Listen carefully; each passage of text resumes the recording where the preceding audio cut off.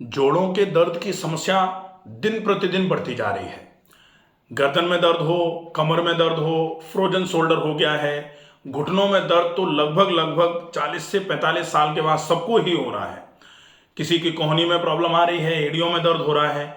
और इन सारे केसेस में ही लोग व्यायाम करने का प्लान करते हैं, लेकिन व्यायाम को लोगों ने ऐसा समझ रखा है कि कोई कुछ भी कर लेगा और उससे आराम होना चाहिए।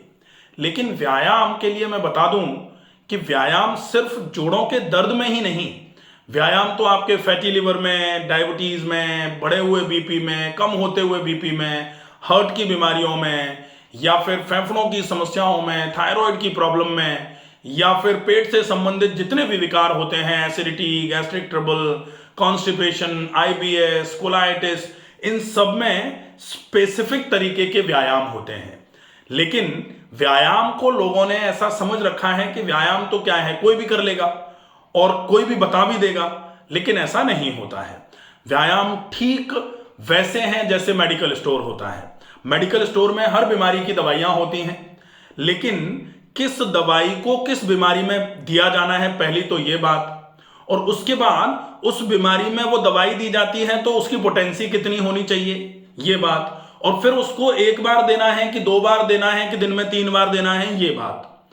तो ठीक ऐसे ही व्यायाम का भी है कि कौन सी बीमारी में कौन से व्यायाम को किया जाना चाहिए।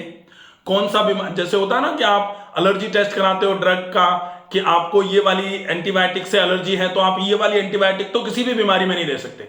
तो ऐसे ही व्यायाम का भी होता है कि अगर आपके कमर में दर्द है और कमर में दर्द में मान लो पोस्टीरियर सेंट्रल कंप्रेशन आया हुआ है, तो ये वाली एक्सरसाइज आप बिल्कुल भी नहीं कर सकते।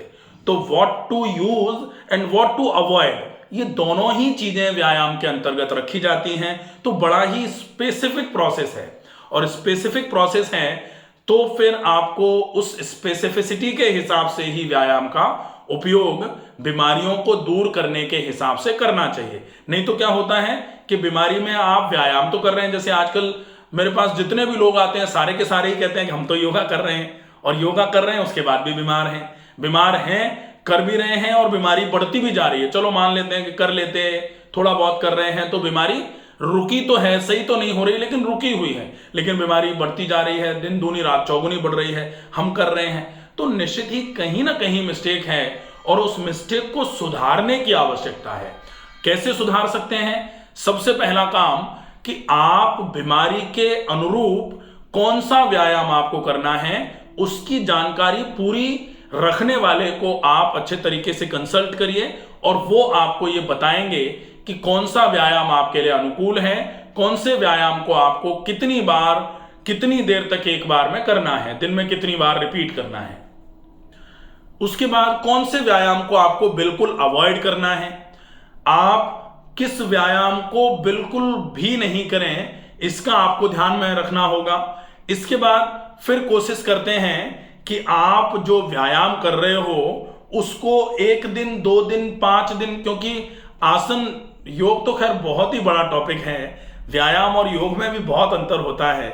और लोग कहते हैं कि योग करते तो हैं लेकिन आराम नहीं हो रहा।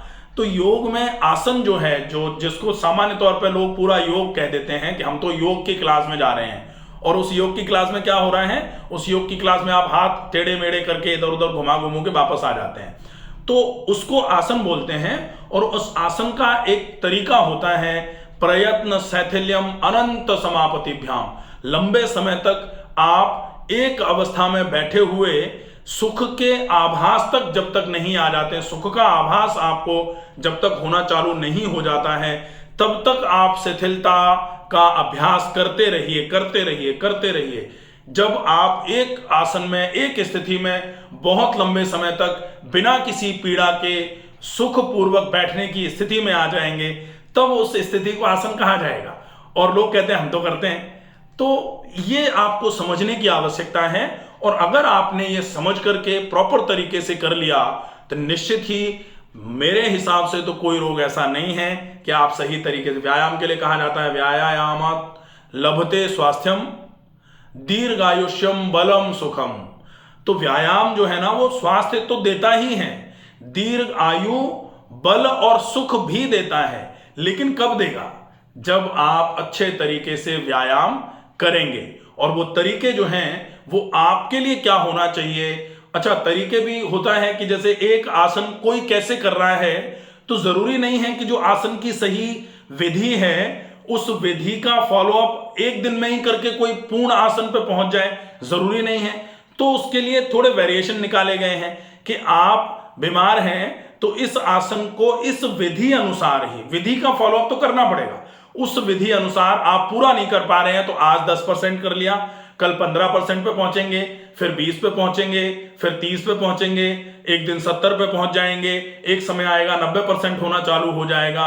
और करत करत अभ्यास के जड़मति होती सुजान, ये पुराने बुजुर्गों ने कहा हुआ है। तो अगर सही तरीके से सही दिशा निर्देशन में आप चलते रहे और फॉलोअप बहुत अच्छा करते रहे तो एक दिन ऐसा आएगा जिस दिन आपका व्यायाम 100% भी सही होना चालू होगा। और जिस दिन वो सही होना चालू हो जाएगा उस दिन आप ये कह ही नहीं सकते कि आपको आराम नहीं हुआ व्यायाम करने से।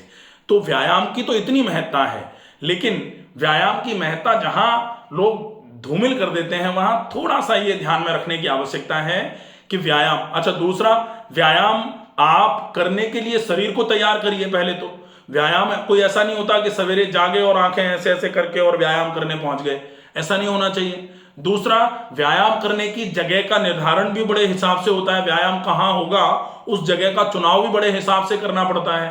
तो अगर ये सारी चीजों का ध्यान रख करके सही तरीके से व्यायाम अगर कर दिया ना तो निश्चित ही बीमारियों को तो इस तरीके ऐसे दूर कर देगा।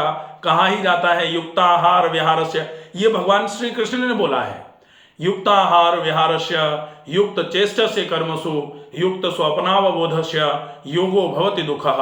ये सारे के सारे अगर फॉलोअप पे आ जाएंगे तो ये ऐसा योग है जो दुख होने ही नहीं देगा, आपको कोई दिक्कत ही नहीं आएगी। लेकिन अगर इनमें से आप केवल युक्ताहार विहारस्य ये दो चीजें भी देख लेते हैं कि सही तरीके से व्यायाम की विधि सीख करके व्यायाम करना, और आप जो काम कर रहे हैं या जो कर्म है आपका, जो श्रम परिश्रम आप कर रहे हैं उसके अनुरूप आप अपना भोजन ले लीजिए, निश्चित ही आपका शरीर रोग मुक्त डेफिनेटली हो जाएगा। एक भी रोग ऐसा नहीं है जो आपके शरीर में टिक पाए। फिर आशा है ये वीडियो आपको पसंद आएगा, ज्यादा से ज्यादा लोगों तक इस वीडियो को पहुंचाएं। स्वस्थ रहिए, सुरक्षित रहिए, अपना ख्याल रखिए, अपनों का ख्याल रखिए।